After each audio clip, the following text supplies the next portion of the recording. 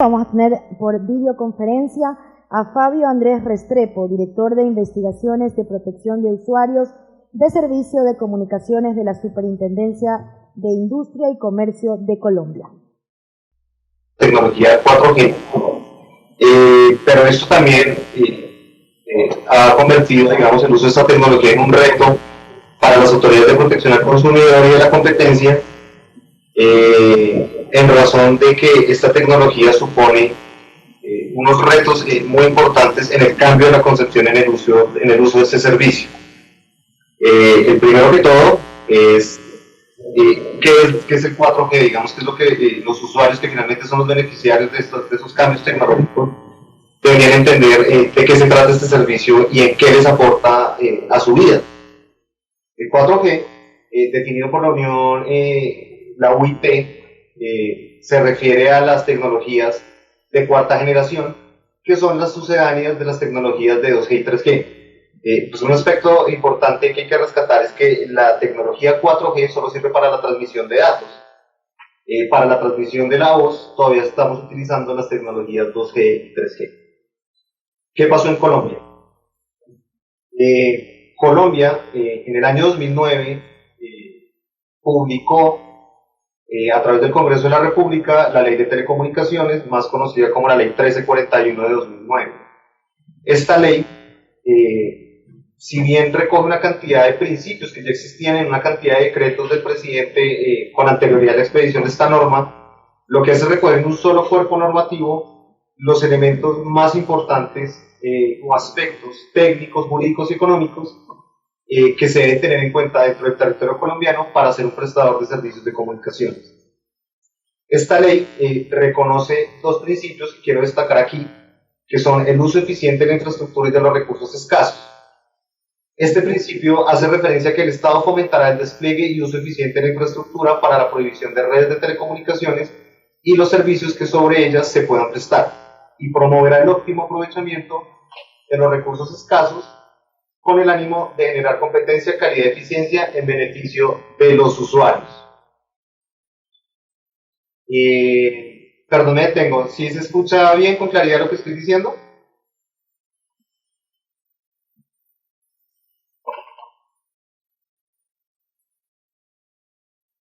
Ok, perfecto. Sigo. El segundo principio que vale la pena destacar acá es el de la promoción de la inversión. Nuestra ley de telecomunicaciones establece como un principio que todos los proveedores de redes y servicios de telecomunicaciones tendrán igualdad de oportunidades para acceder al uso del espectro. En respuesta a este mandato legal de nuestra ley de telecomunicaciones, el Ministerio de Tecnologías de la Información y las Comunicaciones empezó en el año 2012 la elaboración de los pliegos para subastar el espectro.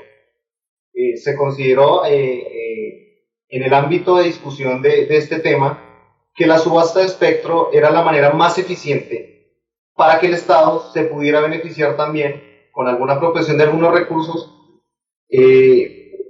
al momento de entregar las licencias para uso de espectro en las bandas de 4G. En ese sentido, el 22 de marzo, el Ministerio de Tecnologías de la Información y Comunicaciones, estoy hablando del año 2012, empezó a elaborar el primer borrador para la subasta pública. Esto no tenía antecedentes en Colombia. Normalmente las licencias por uso de espectro se entregaban mediante una concesión, lógicamente mediante una remuneración, pero era la primera vez que se hacía una subasta de esta naturaleza. El 15 de agosto se presentaron 6 escenarios para hacer el pliego final para la subasta. Estos escenarios pasaron a control para la Superintendencia de Industria y Comercio desde el punto de vista de la competencia, y la Superintendencia determinó que los 6 escenarios, ninguno reunía las características necesarias para que no se presentara un escenario de violación a las normas de la libre competencia, sobre todo porque teníamos en el momento un proveedor con una dominancia muy alta en el mercado. Finalmente, después de varias revisiones a los borradores, el 1 de noviembre se presenta el borrador final, donde se establece que el dominante, que es la empresa Claro acá en Colombia, en servicios móviles, solo podía participar en la banda de 2500 MHz. Una vez ya elaborado el pliego final, en el año 2013, y después de muchos ires y venires, dentro del Congreso de la República, dentro del Ministerio de Tecnologías de la Información, en la Superintendencia de Industria y Comercio, en la Comisión de Regulación de Comunicaciones, se adjudicaron 6 de las 8 licencias ofertadas. En la banda AWS se entregaron 3 licencias a la empresa Movistar, a la empresa Avantel y a un consorcio que formaron temporalmente Tigo y la empresa de telecomunicaciones de Bogotá. En la banda de 2500 MHz fueron adjudicatarias de una porción de espectro las empresas Claro y DirecTV. Hay que recordar que nosotros en Colombia tenemos, por norma regulatoria, que ningún proveedor de servicios de comunicaciones puede acumular más de 85 MHz de espectro electromagnético o de espectro radioeléctrico. Esto de manera que empresas que tengan un poco de mayor poder adquisitivo, digamos que puedan comprar libremente espectro en perjuicio de aquellas empresas que seguramente no tengan la misma capacidad o músculo financiero. Entonces digamos que tenemos un control que hoy se mantiene de 85 MHz. Esto más o menos es lo que ocurrió en el escenario, digamos, al momento de repartir el espectro electromagnético para servicios de 4G en Colombia. Ahora, desde el punto de vista de la Superintendencia de Industria y Comercio y en lo que tiene que ver con la protección de los usuarios de los servicios de comunicaciones, pues esta asignación de espectro implicó un desafío en el sentido de tener que educar a nuestros consumidores respecto del nuevo uso de esta tecnología. Ya les voy a explicar por qué. En el año 2012, la Superintendencia adelantó una investigación contra una empresa que se llamaba Comcel, hoy hace parte del grupo Claro, vuelvo y repito, el dominante aquí en Colombia en servicios de telefonía móvil, y le impuso una multa de $65.000 por haber anunciado en el año 2012 que ya prestaba servicios de 4G. Como ustedes se dan cuenta, la asignación de espectro por subasta pública solo vino a ocurrir hasta 2013. Entonces la pregunta es, ¿por qué una empresa ya estaba anunciando servicios de 4G en el año 2012 si esos bloques de espectro todavía no habían sido asignados? Lo que arrojó la investigación era que esta empresa se anunciaba con servicios 4G cuando realmente lo que estaba prestando era una tecnología que se denominaba HSPA+, que era una mejora de las tecnologías 3G, pero que técnicamente no era 4G. En ese sentido tuvimos que acudir a algunas definiciones de la UIT, digamos que eso también generó bastante controversia al interior de muchas empresas de telecomunicaciones y en la UIT en sí, porque la UIT en el 2009 había definido que solo la tecnología que fuera LTE era la que se podía denominar 4G. Muchos proveedores del mundo entero lograron demostrar que sin ser 4G se podían alcanzar velocidades más altas que superaban las que antiguamente prestaba el 3G, y estas eran las denominadas HSPA+. Finalmente la UIT, en un concepto técnico, de alguna manera le dio la razón a estas empresas y dijo que, si bien no eran tecnologías 3G, bien podían utilizar la denominación 4G.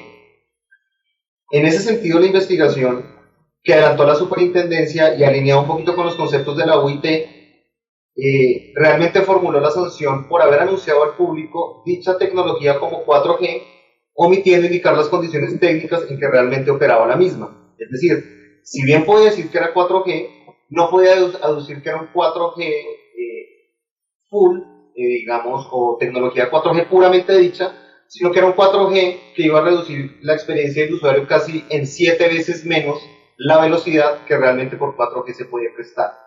Esto para el usuario es muy importante porque el usuario tiene una expectativa muy distinta, su experiencia de usuario se ve muy frustrada cuando uno cree estar contratando un servicio y realmente le están ofreciendo otro.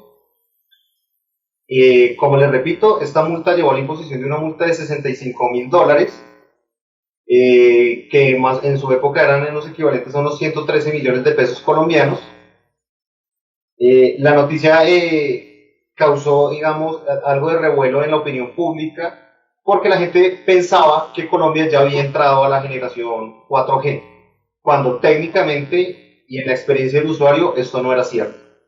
Entonces ahí pueden ver en la presentación, digamos, cómo referenciaron los medios de comunicación en su momento la noticia. Más adelante, en el año 2015, ya habiendo subastado el espectro del que les hablaba hace un momento en la subasta pública, la Superintendencia de Industria y Comercio adelantó una investigación administrativa contra la empresa UNE Telecomunicaciones, que normalmente presta sus servicios en Medellín, en la segunda ciudad más importante de Colombia, con una multa de $32.000. La superintendencia multó a la empresa con $32.000. ¿Qué pasaba? Si bien ya había 4G propiamente dicho, no se anunciaron las limitaciones que se experimentaban por zonas de cobertura.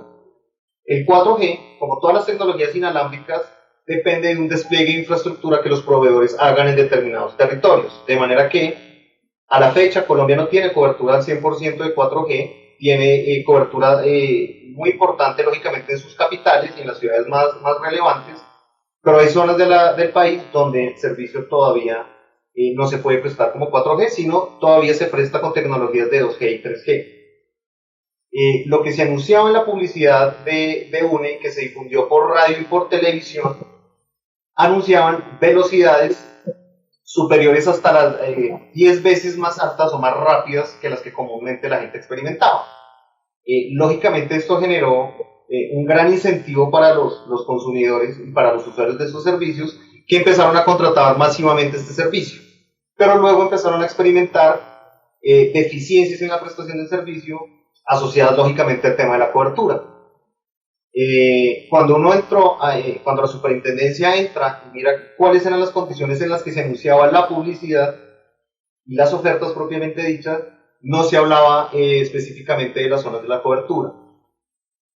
En ese sentido, la superintendencia fijó como un criterio de interpretación o como doctrina que la cobertura, al momento de anunciar servicios de 4G, constituye un elemento objetivo del servicio que, por ser una característica propia del mismo, se vuelve determinante para el usuario al momento de adquirir el servicio.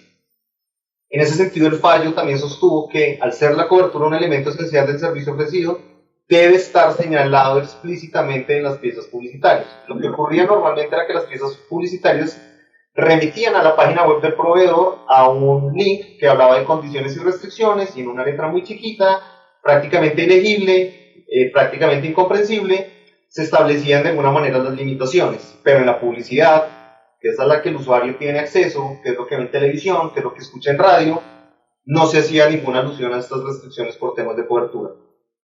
De manera que estos dos fallos que les acabo de explicar podemos resumirlos en dos cosas que para la superintendencia fueron determinantes en temas de 4G. Uno, anunciar las verdaderas condiciones técnicas en las que se presta el servicio de 4G, y dos, anunciar las zonas de cobertura que va a tener el operador para la prestación de ese servicio. Lógicamente, por tratarse de servicios móviles, pues algo inherente a este tipo de servicios es la movilidad.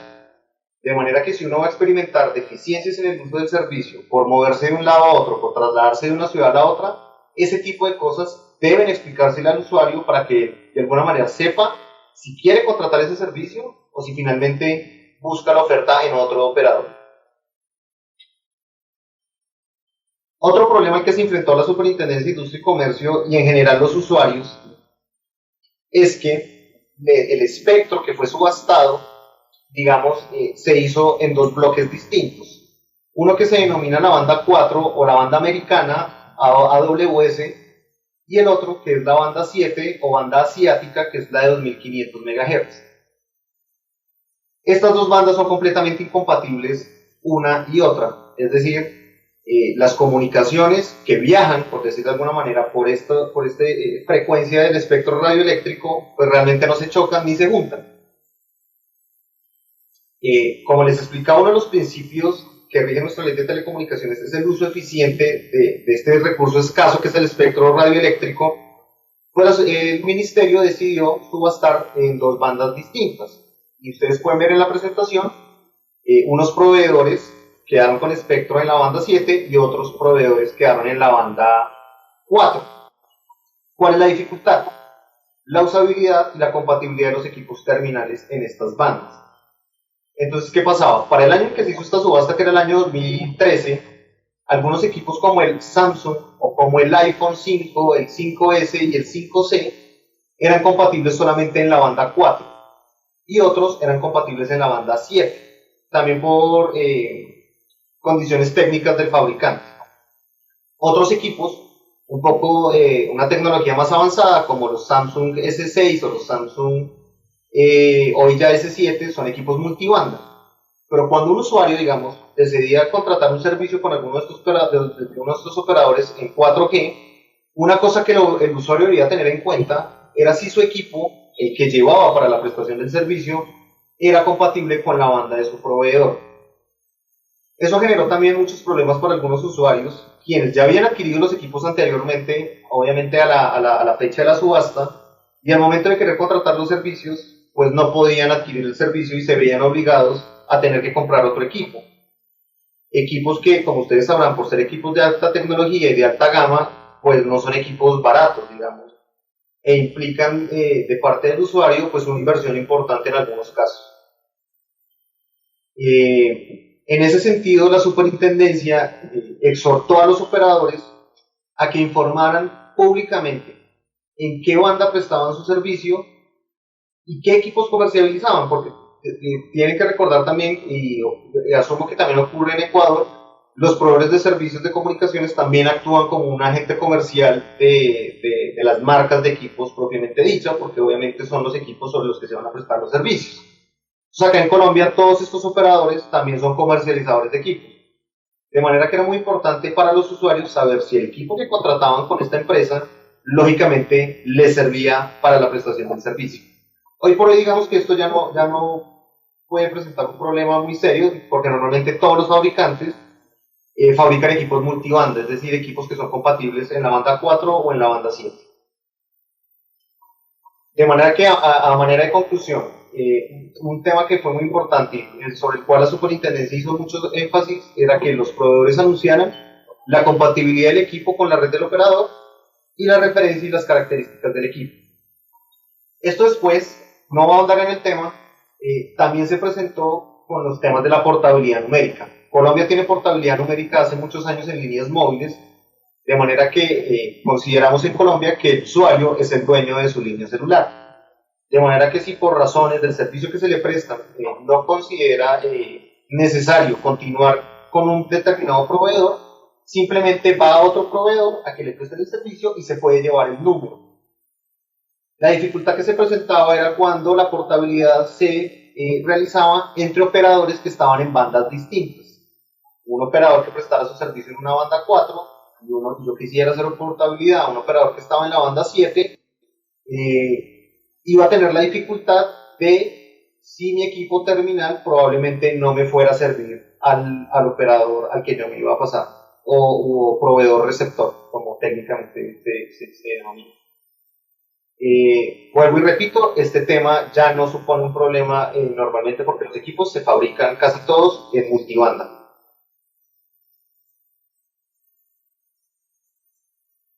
¿Por qué nos pareció, digamos, a pesar de que sabemos que esto es un tema muy técnico y que, digamos, muchas veces el tema de asignaciones de banda y espectro no es un tema exclusivo del resorte del proveedor, sino simplemente pasa por un tema eminentemente técnico, sí consideramos al interior de la superintendencia la necesidad de educar a nuestros consumidores.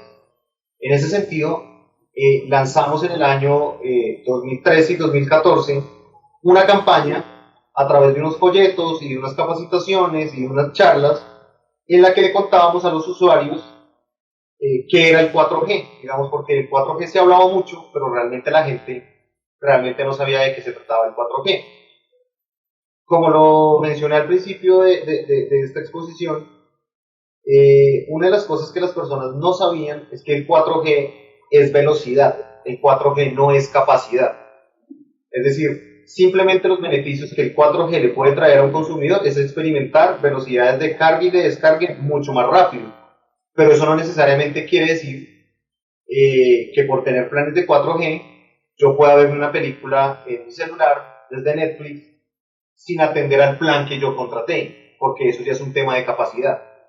Entonces muchas personas se quejaban, digamos, públicamente, diciendo que el plan de datos se le consumía mucho más rápido y que experimentaban una pérdida del servicio a pesar de que era más rápida. Y la respuesta es claro que sí, porque lo que hace el 4G es que consume su capacidad de datos mucho más rápido. Entonces lo que se sugería en ese momento era contratar planes con capacidad mucho más alta, 1 giga, 2 gigas, 5 gigas, hoy ya ofrecemos planes en Colombia de hasta 20 gigas en teléfonos móviles.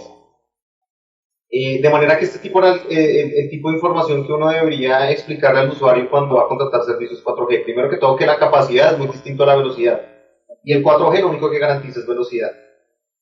Y otra cosa que nos parecía muy importante contarle a los usuarios, y es en Colombia, digamos, es muy fuerte todavía el uso de los servicios en prepago. Los servicios de prepago corresponden a una población, digamos, con una capacidad de ingreso mucho más baja, que no está en capacidad de firmar un contrato como tal con su proveedor, de manera que va haciendo unas recargas de un monedero que le compra a su proveedor y sobre ahí va consumiendo una serie de servicios, pero principalmente lo que consumen es voz. De manera que un usuario que tenga por necesidad usar servicios en los que solo se presta la voz, pues no tiene ninguna necesidad de acudir a servicios de 4G. ¿Y por qué? Porque el 4G solamente transmite datos, no transmite voz. La voz, como les explicaba al comienzo, siempre se transmite por las redes 2G y 3G. De manera que la superintendencia hizo énfasis muy fuerte en su campaña de educación para que la gente supiera y adecuándose a sus necesidades contratara realmente los servicios que le interesan. Digamos que de alguna manera esto fue lo que ocurrió en el escenario colombiano. Digamos que hoy por hoy, digamos, el 4G se ha estado masificando, estamos logrando conexiones cada vez más rápidas, más seguras, cada vez más usuarios están entendiendo la necesidad de la transmisión de datos. Acudimos cada vez más a redes sociales, Facebook, Twitter, Instagram. Todo esto con el tema del 4G ha permitido, digamos, que la brecha tecnológica se corte un poquito. Digamos, hoy una de las metas del gobierno nacional del presidente Juan Manuel Santos es lograr hasta el 2018, cuando termine su mandato presidencial, lograr 27 millones de conexiones fijas y constantes a servicios de Internet, bien sea por la utilización de la banda ancha, pero lógicamente considera el gobierno nacional que es mucho más fácil hacerlo a través del 4G y a través de los smartphones. De manera que hoy vamos casi por 13 o 14 millones de conexiones, le repito, con una meta de 27 millones de conexiones constantes, y más o menos eso es lo que les queríamos contar un poquito, lo que ha hecho la Superintendencia de Industria y Comercio en temas de 4G en Colombia.